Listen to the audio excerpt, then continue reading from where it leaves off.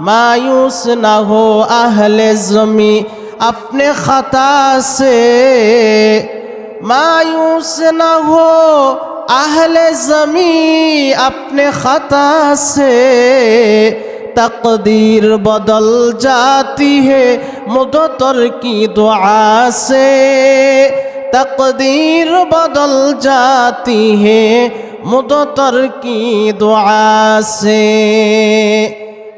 আল্লাহর হাবিব সাল্লাল্লাহু আলাইহি ওয়াসাল্লাম বলেন, আত্তাইবু মিনাজ যামবি কামাল্লা যামবা লাহু, বান্দা যখন গুনাহ থেকে তওবা করে ওই বান্দাটা এরকম নিষ্পাপ হয়ে যায় যেন সে কোনো গুনাহ করে নাই।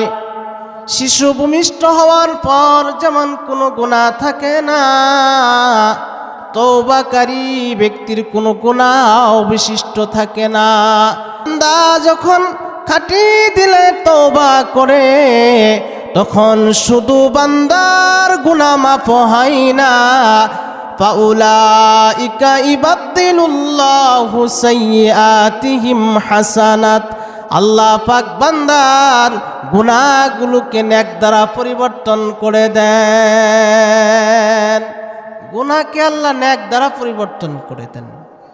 যেমন কিছু আসল টাকা আছে, সিরা টাকা, দোকান থেকে চাল কেনা যায় না, তরকারি কেনা যায় না।